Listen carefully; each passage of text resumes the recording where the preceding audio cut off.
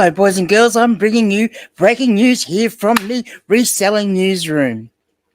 And now the light is coming in the window and ruining.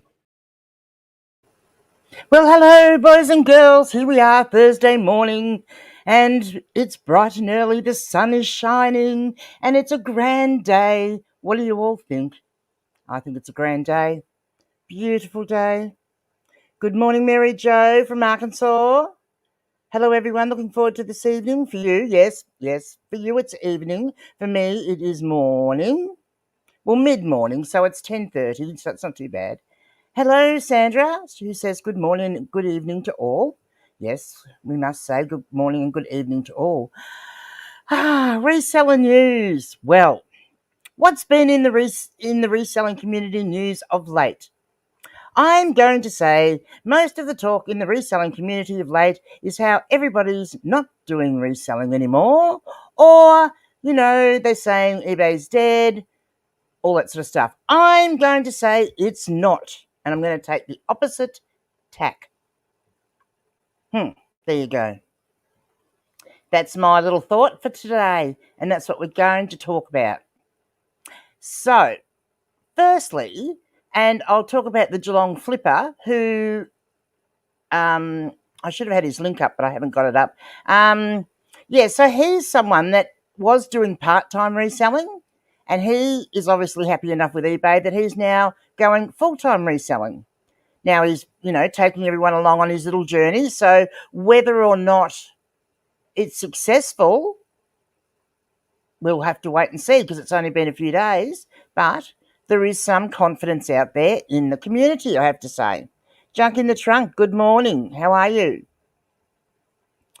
Now, why do I think that... Let me just find the right one. Why am I saying that eBay's not dead? Because essentially that's what people are saying. Well, look, and Maya Koyama, how are you? Good morning. Great to have you. Well, evening for you probably too. Good morning, Nick. G'day, Grand Hazard. It's beautiful. The sun is shining. It's a glorious day today. I'm feeling very bright and happy today because it's such a nice day. So there you go. And in my little bit of research in finding some stuff to talk about today, I'm just going to... Hopefully this one will be the right one. Share the screen. So I'm sharing this with you because, and I know that I'm looking here at high-end sales. So this is something that I'm going to raise because what I'm going to show you is particularly relevant, to the higher-end sales. But I just thought it was interesting to actually look at. And that is that things are still selling. I'm just going to zoom in a little because that might make it a little bit easier for everyone to see. Let me just have a look how that's presenting now. Is that better? Yes. Good. So what I'm on here, so I'm in the men's jeans section. Now, I did do a normal 90-day search for solds in the men's jeans, and there've been a lot of jeans sold, but I wanted to narrow it down and look at what the higher end sales were, and is there still an opportunity out there to pick up some really good bolos and make some money on eBay? But I've narrowed it down. So what I've done is I've narrowed it down, and on this one I've narrowed it down to 90 days.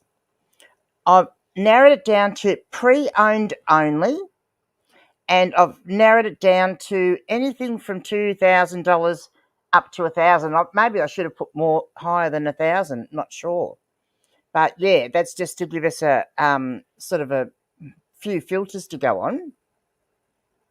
And these are the most recent. No, this one I haven't got in. I've got it back the front. Yeah, so here we go. So these are the most recent sales. Now because these are in Terapeak. When I say the most recent sales, so they're not going to include the last few days because it does take a few days for sales to appear in Terapeak. So if you've sold something on eBay yesterday or today, and you're hoping to see it come up in Terapeak, it's not going to. It takes a few days for Terapeak to absorb that information and process it. But the reason I'm doing it in Terapeak as opposed to just doing it on an eBay page is on Terapeak, you can actually see the actual sold price. So if you do it on the normal eBay search page, you'll see often there'll be ones with the line ruled out through the price, and that means there was a best offer accepted. So you don't get a true indication of what the end price might be, because they might have, and as an example, I'll show you one in a little while. Someone might have something listed for $500, but they take a $230 offer because that's still a bloody good offer. So the last one that's in here, the earliest one is from the 26th, so that's only 3 days ago. And yes, as I said, I know these are, the higher end stuff, but it's just to give an indication. Now, I do believe there's been a change in the bread and butter clothing side of things. I kind of feel, after doing a little bit of research on this, that it's almost like Terapeak's gone back to eBay's gone back to how things used to be, which is where, there's not a lot of day-to-day stuff, but it's some of the more high-end stuff and unusual stuff that you're going to find on eBay. Maya says, so are you all in Australia also having slower sales than usual? In the US, I think some of it is attributed to summer slowdown, but you all aren't in summer. No, it's winter here. So we're not. And yes, everybody has been talking about the slowdown, which is why I'm bringing this up. I personally think there is a couple of things happening. Yes, there's the US summer slowdown, but then I think also there has been so much stuff going on with the platform and changes they're making. I think that is having a huge effect on our traffic and on our impressions. That's just my thought personally. I believe that, a lot of it's to do with, when they're making changes. Now, here's my thought, and call me a conspiracy theorist, and I've said this for a long time. Oh, sorry, I've got an itchy nose. The sun's out, so it's spring, and it's making me have an itchy nose. You might call me a conspiracy theorist, but I've always said, and you can say we're in different categories or different sections, but I call it buckets, right? Just to make it simple. Everyone's attributed to a certain bucket when you join up and sign up with eBay. Oh, the sun's just gone under a cloud, you can see. Oh, now it's back. Everyone's attributed to a particular bucket. So, when Maya joins up, she might have gone into bucket A. When Nick signed up, he might have gone into bucket B. When I signed up, I went into bucket C. When Sandra signed up, she went into bucket D. When Mary Jo signed up, she went into bucket A. So, so on. So everyone gets attributed to a bucket. And so this is my, just simple way of explaining it. So everyone's in these buckets, and there are hoses going from the buckets to the eBay tap, which are the servers, right? So if they're actually working on a particular server, they turn the tap on that server off or right down, so that the work they're doing, there's not a lot of activity on that server while they're actually making changes. So that causes that particular lot of people that are in that bucket to be experiencing a real slowdown. Now then, later on, you might find at the end of the day, you might start getting a couple of sales, or you notice a bit more traffic because they've stopped working on that one and they've turned it back on. And then the next day, you'll have different lot of people complaining that it's all slow. And that's why, because they are making so many changes, and things are appearing on the platform all the time that we don't know about, and something different will pop up. So that's just my thought. That's my conspiracy theory on that one. So we have here, and look, these are Australian sales. So I just thought, just to keep it in a much narrower bucket, because we are a smaller market here. There's less people here than in some of the, like in the UK and the US. So it was just made it easier for me to narrow it down. So you can see here we've got some Dior jeans sold at auction for $2.59. We've got some Tom Ford jeans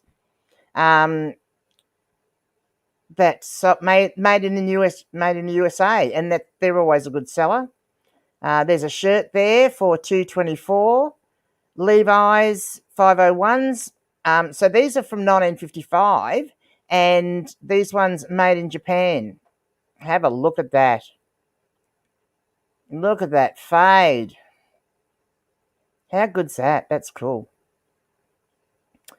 And so on. And if we just keep going down, so I think these were the most expensive in the men's jeans that I found, which were, and I don't know this brand, Eversue, because the chances of me finding that, multi-pocket denim lot. So this 201, so these were 40 by 32, but they have been tailored. So they've been altered. So these must be very valuable. I'm just going to go over to this here. So yeah, these, located in Mildura. There you go. And they've got little patterns all over them. So there you go. If you find that brand, made in Japan is always good because there's a high likelihood that they are going to be salvage. Look, they've even got this worn out hole in them. And they still sold for $850. Let's have a look. What do they say? Finding this pair is close to impossible nowadays. This pair is originally 40 by 32, but has been professionally darted to fit a 40 by 32. I mean, a 34 by 32. Alterations can be done easily to fit back to 40 by 32. The pair was originally purchased from the Tokyo store by the previous owner. They're in great condition with heel bite on the back of the right ankle, which looks great. There you go. How about that? So yeah, I just wanted to give you an example that there were some really higher end sales. There's a lot of, as you can see, there's quite a few jeans here that are in that $200 range. And if you have a look at them, a lot of them are made in Japan or salvage. So these ones are salvage. There's a Gucci one there, Japanese there, Levi's vintage again there. Cinchback made in the USA. Well, they're always going to sell well. There's another pair of salvage ones there. And if you don't know if you're a jeans seller and you don't know what salvage is, go and do some research and find out, because, I wasn't streaming the right thing. Sorry about that. What have we got? Junk in the Drunk says, I started selling in 1999 and I must be in bucket zero. Very, very slow sales for me. I have to admit it is, and it kind of gives me the feeling of April last year. I can remember distinctly April last year, because I've only been doing this for a couple of years. And in April last year, we'd had some lean times at different times, but April last year was the really bad, for me, was the worst it had hit me. And everyone was saying the same thing. And to me, it feels like that again. Good morning, Graham, Aussie Nurse Flipper. Mary Jo says, I think you're spot on about the bucket analogy. Yeah. It's just, the buckets is just a simple way of, trying to explain it to people. Octo's 8-bit dreams. Oh, my goodness. Morning, minions. You've even got a new little picture there. Maya, I'm kind of off and on slow, but my listing is so inconsistent it's hard to say if the problem is eBay or me. Yeah, and that's it. You've got to look at other things. Maya saying hello to Octo. Hi, Octo. Oh, why is everyone saying hello to Octo? Morning, Junk. Maya, how are you both? Sandra saying hello to Octo. All right, everybody stop saying hello to Octo. Good, Octo. It's 8:44 p.m. here on the east coast of the US. Octo says, I was on the wrong account. He was doing covert annoying. You've been sprung now. I thought you must have changed your logo, your profile picture. Maya says she's okay. So now the next one, just got to.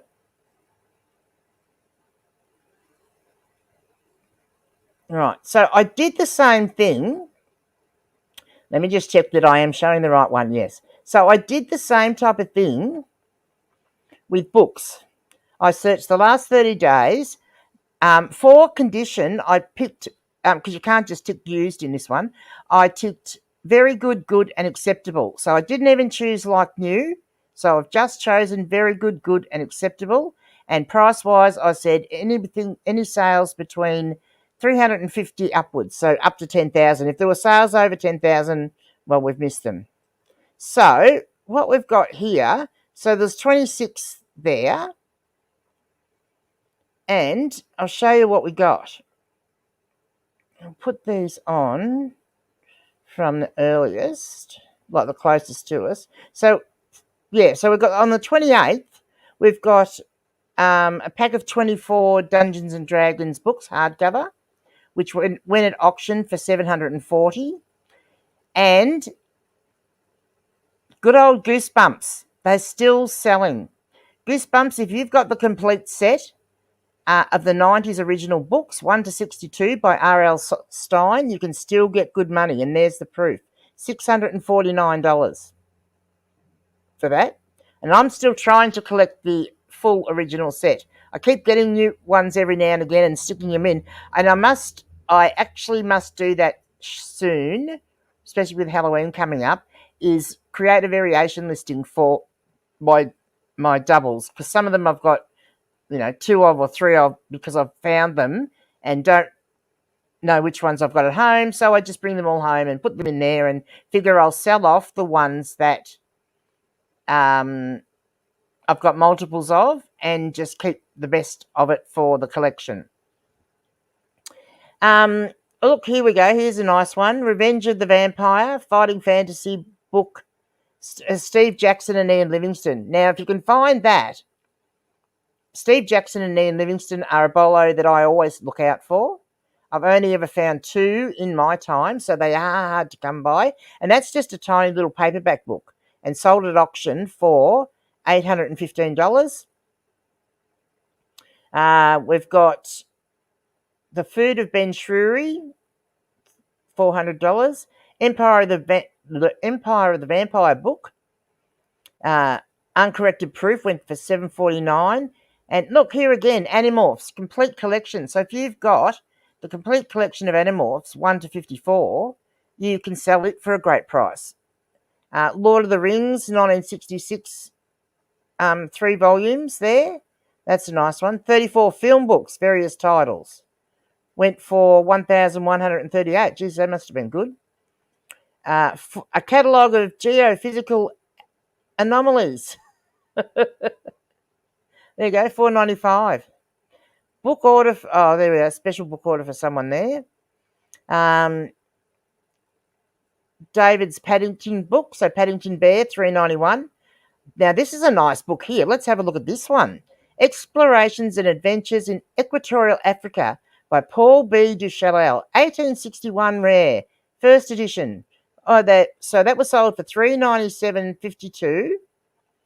And postage was $66.59, so it must have gone overseas. And yes, it did, because this is my book. So I originally had this listed. Look, I've had it listed for, I'm going to say, since February-ish this year, off and on. What have I got there? I know, I might have listed it sooner. So I listed it on originally on the 28th of December. So I haven't listed it for 12 months.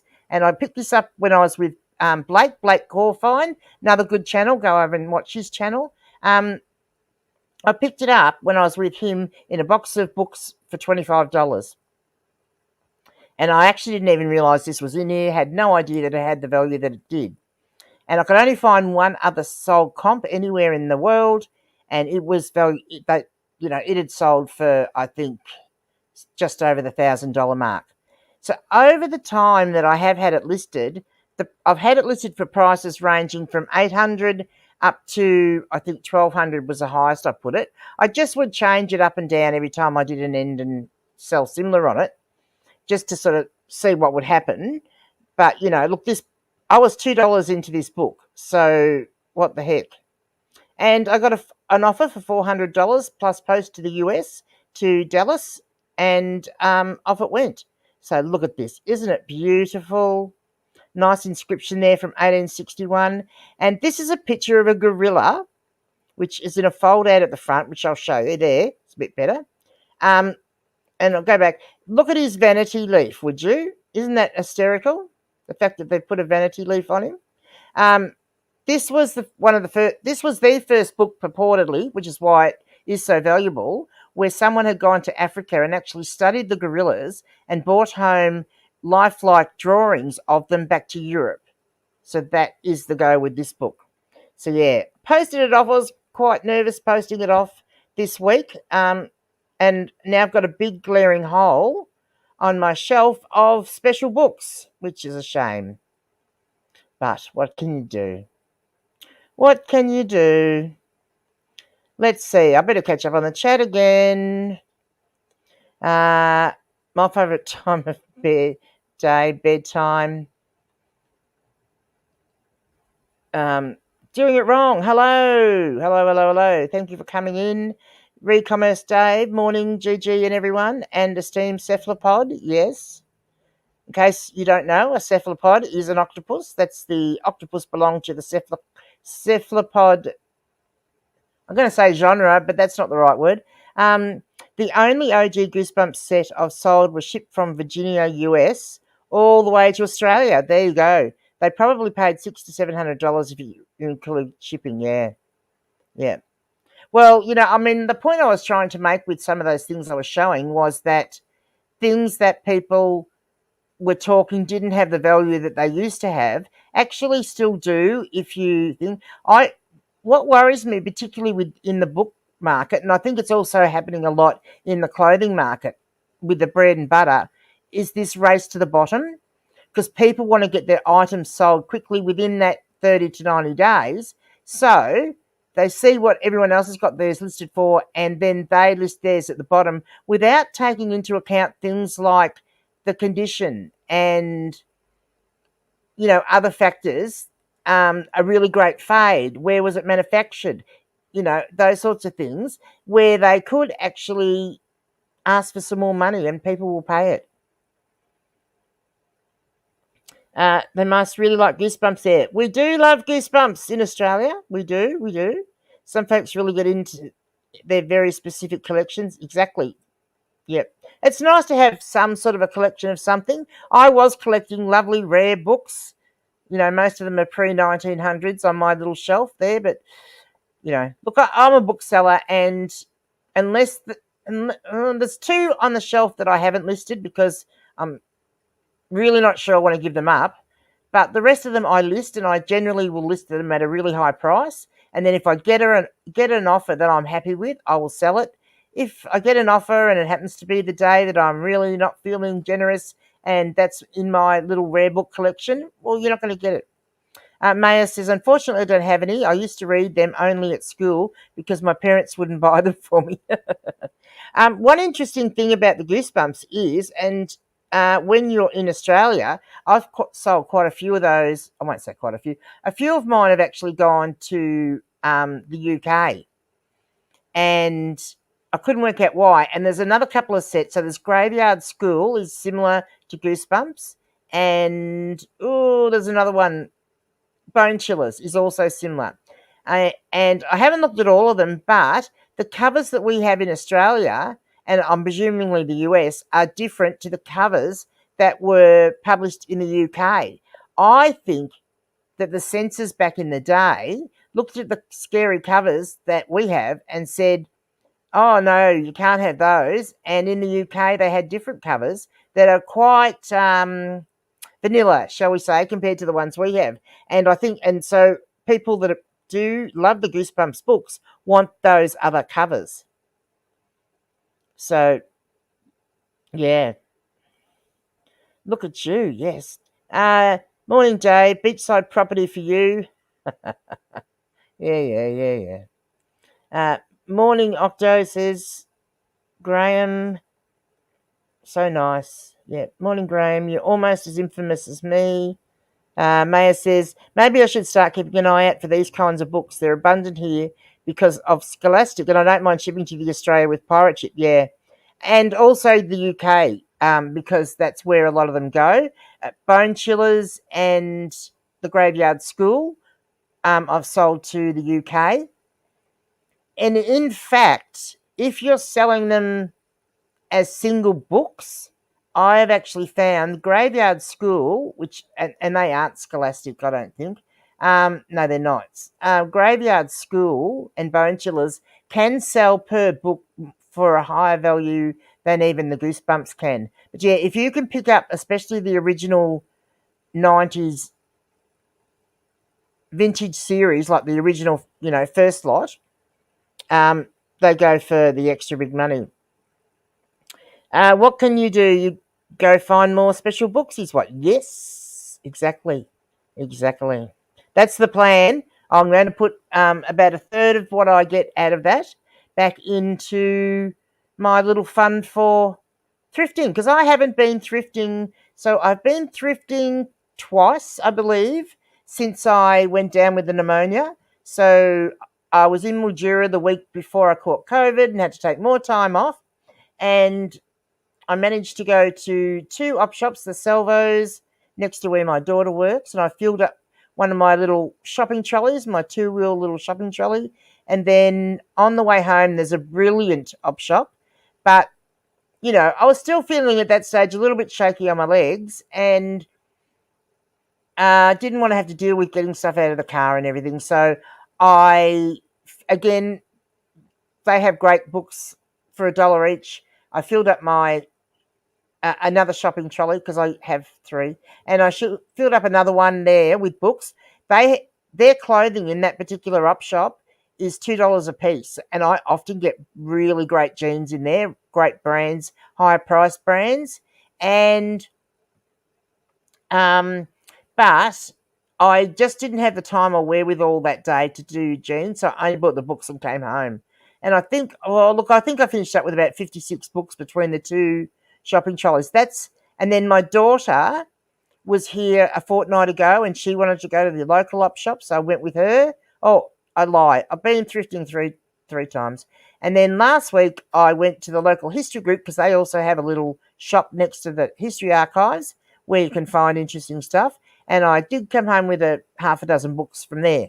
So, but that is it. That's the extent of my thrifting in the last, I'm going to say, 4 months, I'm going to say.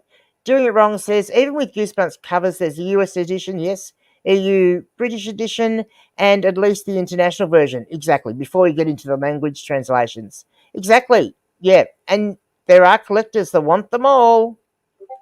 Junk in the Trunk says, Wednesdays our op shop is 30% off. I only picked up 5 books today, but they were cheap. Yeah, exactly. Swamp Picker, Glenn, good morning. You did make it to alive. Hoo-hoo. Well done. Wow, I didn't realise they had different covers. Here I always saw them released by Scholastic, so I'm not sure if those are the covers people want or not. Well, you're in the US, so yes, they will be the ones, because I believe the US covers and our covers are the same. But yeah, the covers in the UK were different. People talking to each other. Swampy. Any reason why the shop was closing? What shop was closing? What shop was closing? Did I say something about a shop closing? When I said, if I was talking about when I bought that book, they were just closing for the day. They weren't closing.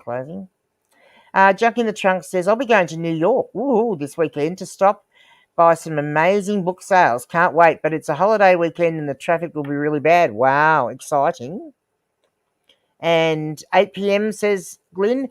So my plan at this stage, because I've just been working at getting my death pile down, which is still huge, I might add, but it's better than what it was. And I've been going nuts listing books and in variation listings. And by hell, they've been selling.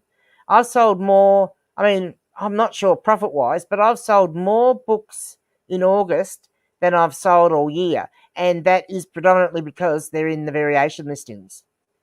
And, you know, they're the lower end books, but, and so I'll show you what I've got to post. Let me find them.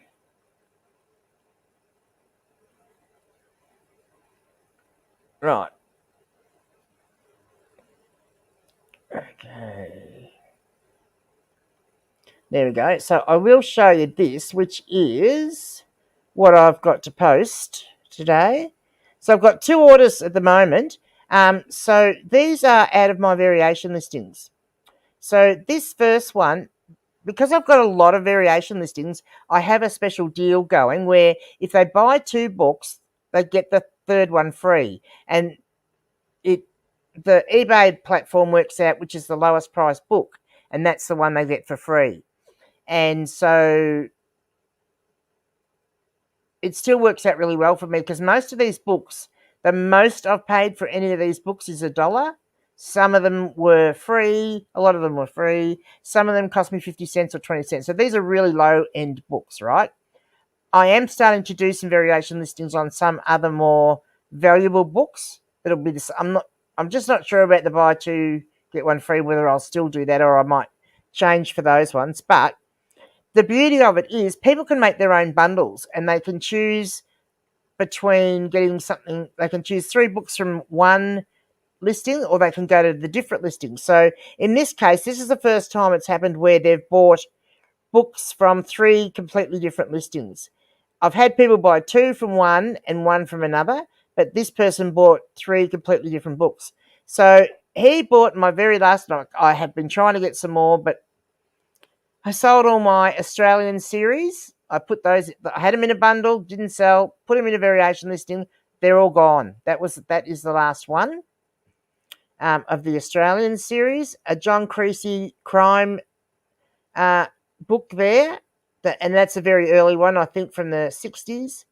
That one, and a Bernard Cornwall one that, as I've got the main picture is in there.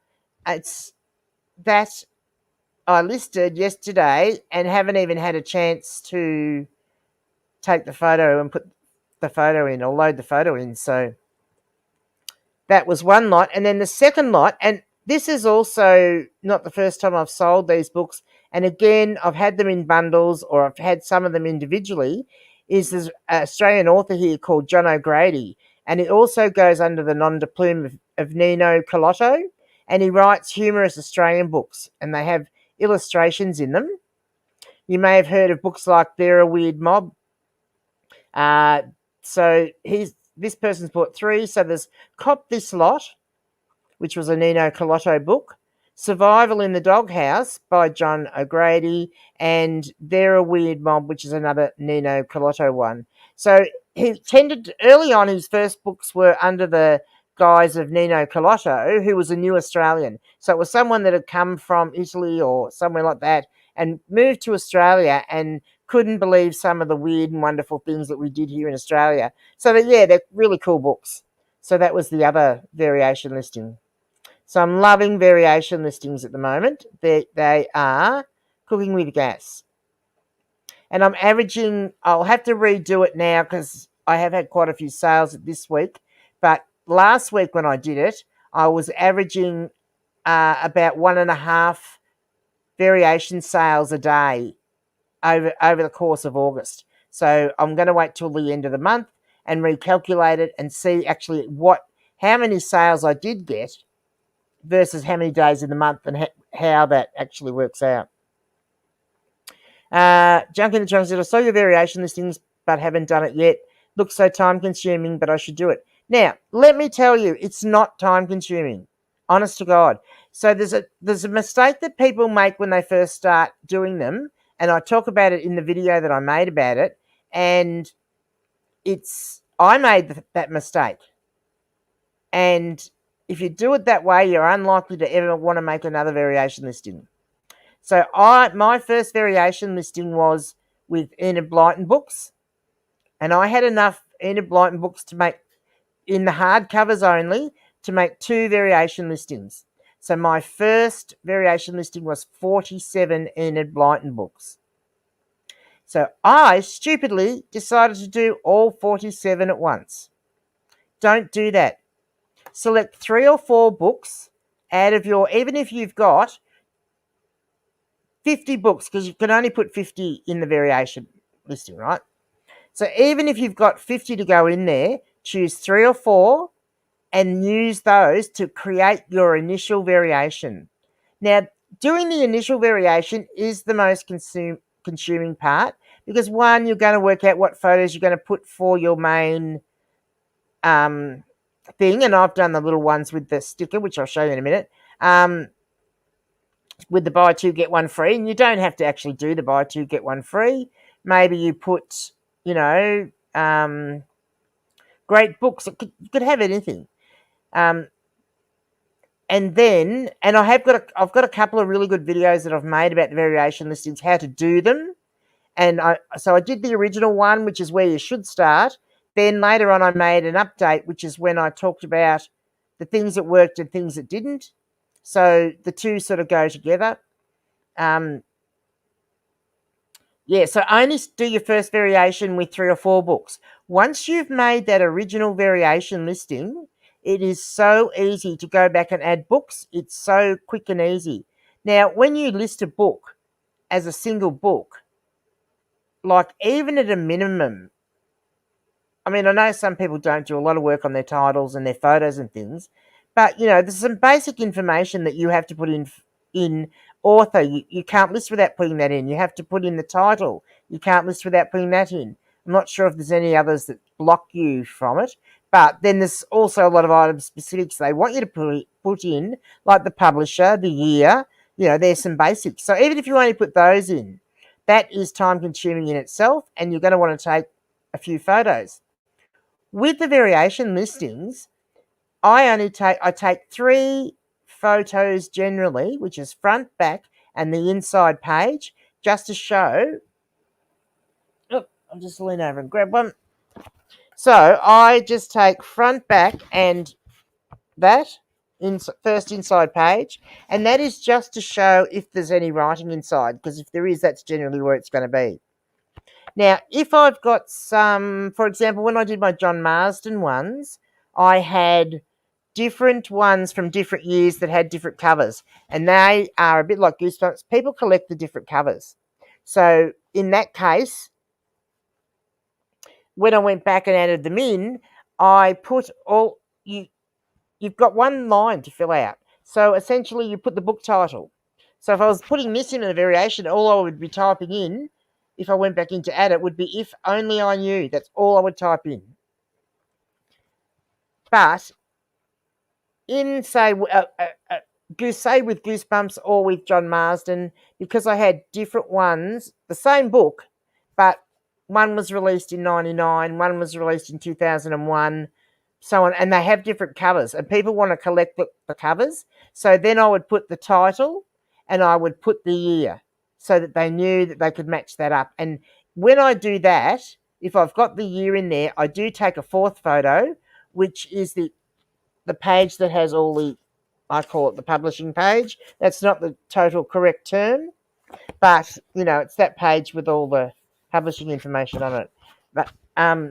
But so there's 4 photos. If there's any particular damage to a book, I might take another 1 or 2 photos. Now, so 3 to 4 photos 90% of the time. If I'm listing a book, the minimum amount of photos I take is 12. I normally take about 16 as my average. I'm one of those people, because again, 90% of my books are vintage. I do fill out a lot more of the item specifics than other people, because I want the people to know what they're getting and what they're looking for.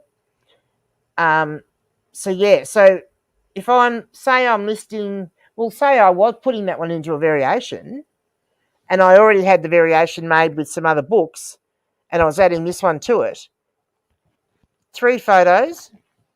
If only I knew. Type that, add that in, load the photos in, put the price in, skew, done. That's it. So quick. Once you've created the original variation, and then if I go sorting through my box, my death pile, and I find some more books that belong to this author and decide to add those to that variation listing, I can just quickly add them in. Or if I'm lucky, I might find the exact same book again, and so I can just add it in as an extra quantity of one that's already in there. So variations are not time consuming in the long run. In the long run, they're great. So the beauty for me is a lot of my books, my older books in the paperbacks, I had them waiting to get more from the same author to create bundles. So I hadn't listed them because maybe I'd found 2, but I knew there was some more of that author in one of the crates I hadn't gotten to yet. But now I don't care if I've got 2 books, I will create, and I know there's more, I will create a variation listing with 2 books, because I know when I do get to that crate, I can just add them in quickly. Done and dusted. Death room pile would be nice. Oh, like, honestly. Like, I thought, because there was an op shop here that closed probably in the first 6 months of when I started doing reselling. And I did buy a lot of books off them really cheap, like for 10 cents. And then the last couple of days, they said to me, I'd gone every day for a week. I went to that op shop because it was just me. I would drive down there, like it's just up the street. I drove down there, and it used to be a petrol station, like a gas station. So there was the undercover bit where you would have pulled in to get your petrol or gas, as you say in the US. And I would pull in there, which is right near the entrance door, and I would go in and I would fill up my little shopping trolley, bring it out, put those in the car, go back, get another one until I filled the boot of my car. Because then it would take me the rest of the afternoon to unpack them out of my car and bring them inside. And I was paying 10 cents a book at that stage, roughly. And then about 2 days before they were closing, she said to me, there was lots of books still left. I just had run out of time, and I was cherry picking the ones I was paying for, like getting the ones that I wanted. But then there was still a lot of books left, and she said, we have to get rid of these books before we close, otherwise they're going to be put in the skip or the dumpster. And she said, would you take them? Yes. Look, some of those books have turned out to be amazing, like have sold for really good money. And those are the books, a lot, probably I'm going to say 80% of those books are the ones that are now going into my variation listings. Like they've been there for all the 2 years I've had them. I've still got, I think there's either 2 or 3 crates in my front bedroom, guest bedroom, that I haven't gotten to yet, which I'm getting nearly at the point where I can open them up, that I haven't gotten to yet. So yeah, that's great. So I'm putting those into the variation listings, and they're working. So, well, the point being, my death pile that I thought would have lasted me, and I've barely listed any clothes the last month in particular. I've concentrated on the books and trying to get them up. I've had to put up a whole new shelving unit just to list all the books from the last, 3 weeks, because I just ran out of room. So, yeah, I'm a bit behind on my shelving and skewing because I've been putting them into boxes on the floor, but I've realised, I had to stop because it did take me about 15 minutes one day to find a book because I hadn't skewed it. And that's a big no-no. So I spent all day Saturday doing skewing and shelving, and then now I'm allocating myself, I'm making myself do 30 minutes a day to get them all done so that I won't run into that problem. Because that is time consuming. And it was a position I was in when I first started selling, because I started off, when I first started doing it, you've got one shelving unit and you know where all the books are. And then gradually now what am I up to? 1, 2, 3, 4, 5, 6. So I've got 6 shelving units and a couple of smaller bookcases. which are all listed books, and I've got 3 shelving units in the spare bedroom. So 2 of those are death piles of books that I've got on the shelves that I've been sorting. So they're the ones where I would have found to say if there was a trilogy, I've put 2 in there, hoping to get the third one. There was a set of kids' books, Diary of a Wimpy Kid. 12 months I was trying to get a full set. I only needed 1 book, and do you think I could get that book? But it really wasn't worth the money to actually buy it from someone and have it shipped to me. So I didn't want to do that. Anyway, a variation listing, laughing.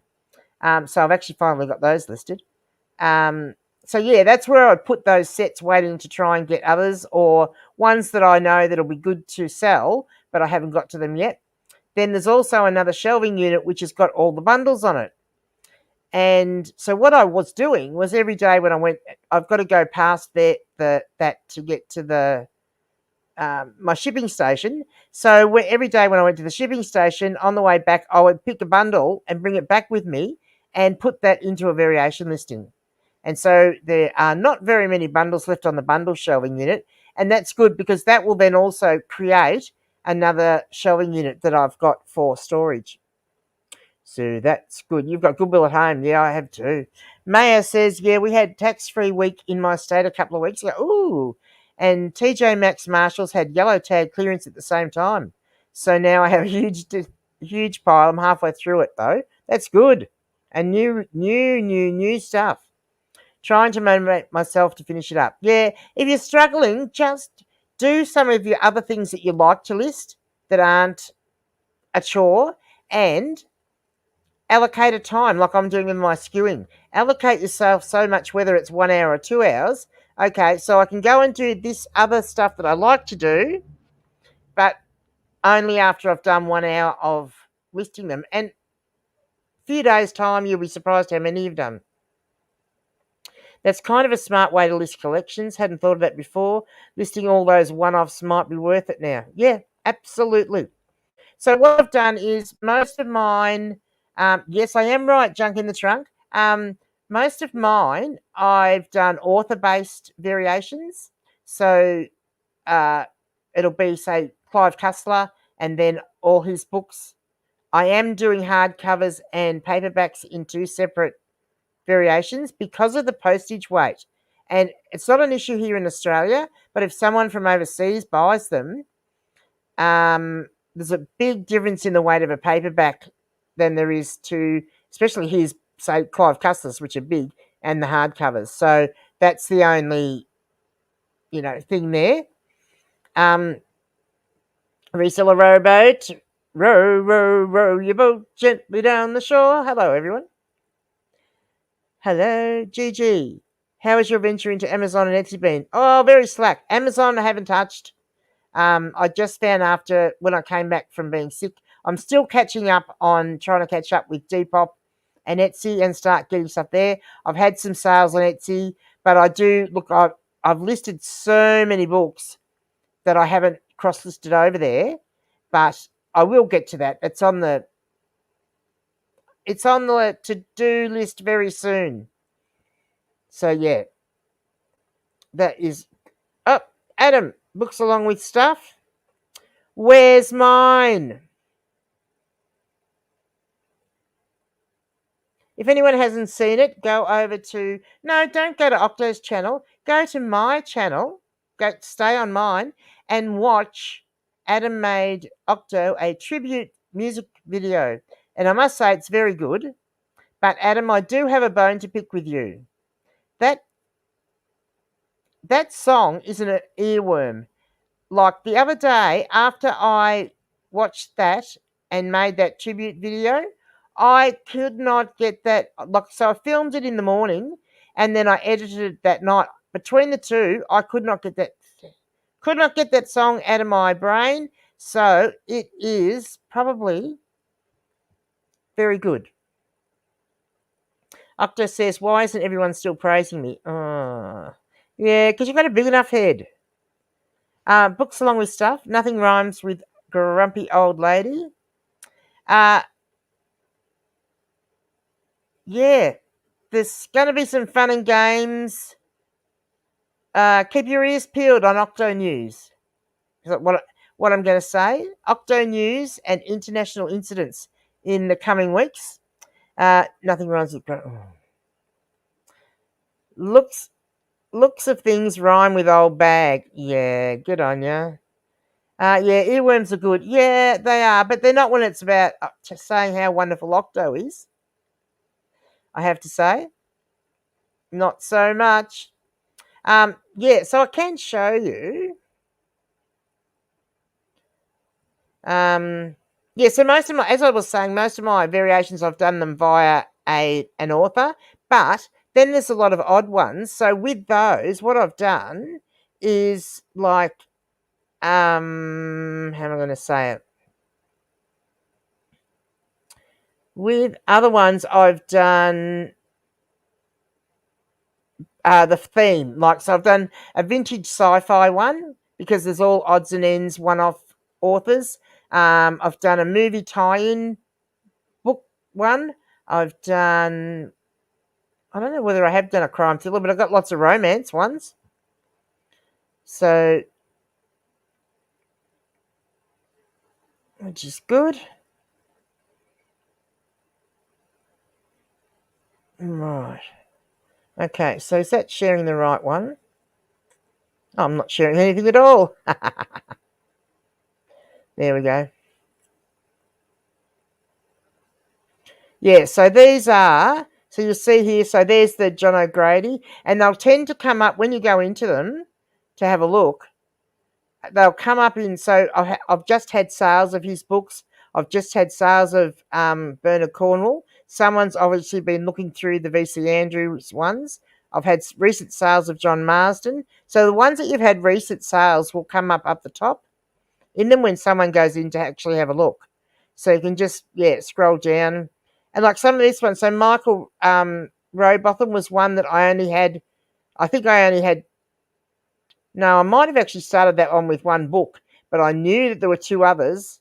I just hadn't got to them yet. And so I did the one, left that in my drafts, and then as soon as I got the two others, then I sent it live. So yeah. Terry Pratchett. See, Point Thrillers, which are the Scholastic ones. I made a separate listing for that. I've had sales out of that. So, yeah, as you can see, most of them are author-based. Just trying to see. So here we go. So vintage sci-fi paperback books. So people can choose your titles. The prices range from $7.88 to $19.88. So they can choose their horror thriller books. Because when I first started, I only had some Stephen King and some Robert Cook that I could put in that one.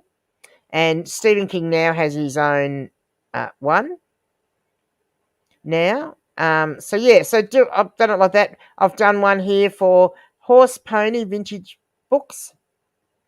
And there's the film movie tie-in one. So yeah. So that's, I can't express enough how good they are. They work well. Octo's on fire. Oh, no, now it'll start. Even saying that, it's already started playing in my ear. Earworms are my favourite type of bodywork. Yeah, good on you. Hilly, good morning. How are you today? Good, I hope. Work. Worm. Oh, the earworms are my favourite type of body worm. Well, I'm glad you explained yourself because you really weren't making much sense. Aussie Nurse Flipper says, Graham says, if you got a set from the author like James Patterson, 1 to 22, would you list as one or let people pick through them? Like, you mean list as a bundle or do the variation listing? Because how many times, I don't know about anybody else, but if you bundle books, you will inevitably get buyers that contact you and say, I only want books 1 and 3, I don't want the others. Can you do that? And then you've got to split the bundle, then you've got to redo it. And if you've got like a numbered set and they're all consecutive numbers, well, that buggers that up. I got to the point where I just refused to split bundles. But this is perfect because they can pick the ones they want. And I do get sales where people only buy one, but on the balance, people tend to buy three. There are a lot of sales too, I might add. And I'm going to, at the end of the month, I'm going to do some calculations and get some stats. But there are quite a few sales where they've bought two. Now, if people buy two, that's a bonus for me because they're still paying the same price as if they'd bought three, but I've only sold two books. So that's a win-win-win for me. And waiting on the Octo reacts to GG reacts to Octo reacting. Yeah. Yes. Hold your breath. Yeah. Of course. All right. Any more questions? Oh, yeah, there was one more thing I was going to show. Hang on. I need to go back. Anybody in the US know if we get that nifty buy two, get one option? I've only seen a percentage discount. So it's if you go into your marketing tab, it's a volume discount, I think. Yeah, it's not easy to find, but it's in a different section. So it's not like a sale. It's in a different section. I'll show you in a sec. So I just wanted to show you this one. So this is from yesterday. So a Chinese vase, which was bought for £1, which is $1.80 Australian, in a British charity shop, could sell for about £80,000 because it was made for an 18th century Chinese emperor. Unaware of its significance, the shopper listed the small yellow florally decorated vase on eBay to see if it was worth anything. That's when they realised they may have stumbled across a massive diamond in the rough. Once it went online, the listing was inundated with messages and bids. And it's only a tiny little thing. I better reduce the size so you can see it. It's only a small little vase. So realising the pear-shaped vase, which is designed to be attached to a wall, must be quite valuable, the lucky shopper removed it from eBay and then he took it to specialist auctioneers. But yeah, that's interesting, isn't it? So I'll go over here, back to my lot. So if you go into marketing and go into discounts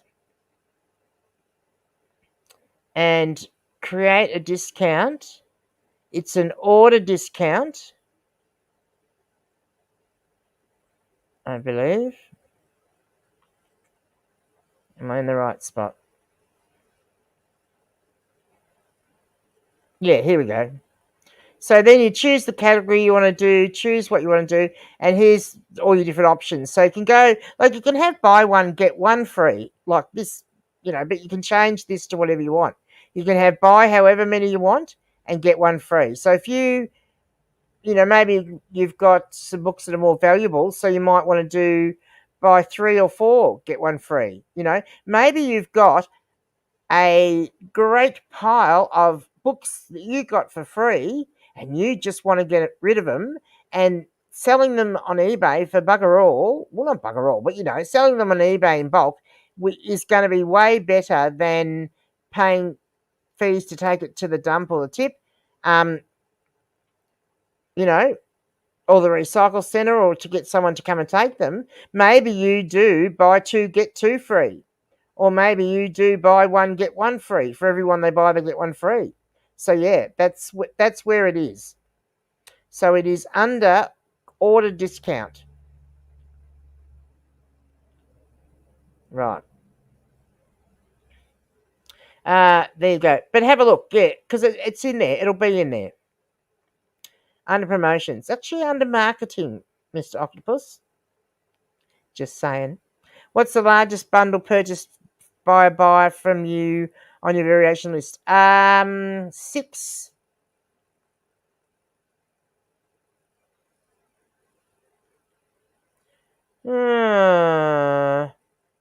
7. Somewhere around there, 6 or 7. Or was there a 10? No, I think it's been like 6 to 8 sort of thing. Yep. Can do a buy 2 get 1 free as a coupon. Yeah, you can do it that way if you want to do it that way. The thing I like about doing this one and why I've kept it that way is, and I'll go back again. I've got to share the screen again. Is if I just back out of there and back out of there and back out of there.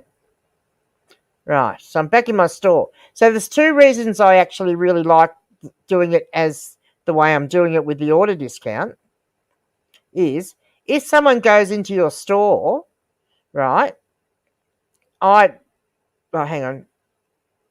I need to go to my main store, the front page of my store. So if someone goes into your store and they see what you have on your normal, thing there, if they go to sale, any sales you've got, like coupons and whatnot, will show up, but these also show up. And so to see the full range of what there are in those, you can just click on this button and that'll take them to the whole lot. Plus, for the individual listings, I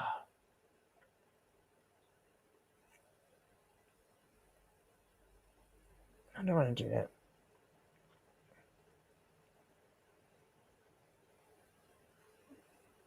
For the individual listings, it comes up here at the top and it says buy 2, get 1 free. Now you'll see 6 viewed in the last 24 hours on that one. So that's another cool little thing. So yeah. Shush. Says doing it wrong. Shush. 48 what? Oh, your biggest bundle. Yeah, but Octo puts variation listings. He uses it for his Skylanders. He's only said that so I'd say the word. For his Skylanders, which are, small. They're not books. But yeah, you could put a whole heap of those if you had, one of the things I have a huge collection of McDonald's toys, I hate to say, because I buy the little bags of toys for my grandkids and to see if I find anything great in them. And I've got 2 tubs up in my bedroom. One is full of Macca's toys, and most of them are vintage, and one is full of other little figurines and things. And I'm going to whack them into variations too. They just changed the category sale for markdown sales. Okay. Yeah. It used to run markdowns. Okay. There you go. Sandra's had people choose up to 19 books for her variation listings. So that just goes to show where I had store categories for 10%, 20%, etc. Yeah. So I looked at doing that because you can do a volume pricing discount, which is where, say, buy 1, get 10% off, buy 2, get 15% off, buy 3, get 20% off. Now, I did sort of start to set that up, but you lose that sale thing and the banner that goes up the top. So none of that shows up, which is a shame. They need to do something about that, I think. Doing it wrong says, highest variation sale for me was 5. Noah's Ark, salt and pepper shakers. Wow, that's cool. How many salt and pepper shakers did you have in the variation listing? But now you can't do more than 1 level of a markdown per sale. Oh, we still can. But it's as a volume pricing discount is where you're going to do that. So check that out to see if you have that, because I have changed it. Rob says, it's okay, Octo. Granny was reading a story from the prehistoric ages, 2019. It was not. It was from yesterday's news, it said. Read comments, Dave. So with your variation list, do you add extra postage for each item posted? No. No, I don't. So I kind of, when I'm pricing the books, I kind of add, a little bit into it for the fact that I'm giving away a free book, not a lot. And I also add a tiny little bit into the cost of it, like the price of the book, for the fact that I'm going to have postage. Now, most of the time, the majority of times, I have a flat $9.99 postage. So I'm already offering a discounted postage. And I'm going to say the majority of the time they will fit in the small Australia Post flat rate envelope bubble mailer. But then there are times when I have to put them into a medium or a large. But it all balances out. You still make more. Disgruntled Octopus says, ooh, you can't say that. What? I do a flat rate postage. I wear anything extra. Yeah. Well, that's what I was saying, Octo. How does shipping work if they buy a huge amount? Well, they still pay. So on mine, it says, on my listings for those books, it says, pay $9.99 postage no matter how many books you buy. So if they buy, because we have a flat rate shipping system here in Australia, and so we have a small, medium, large, extra large sizes, and you can put up to 5 kilos into each of those sizes. So you can actually fit a lot of books. So, even if you've got to use the extra large mailer or box to put them in, and that might cost you $20 to post, but as long as it's not under 5 kilos, you can still send it that way.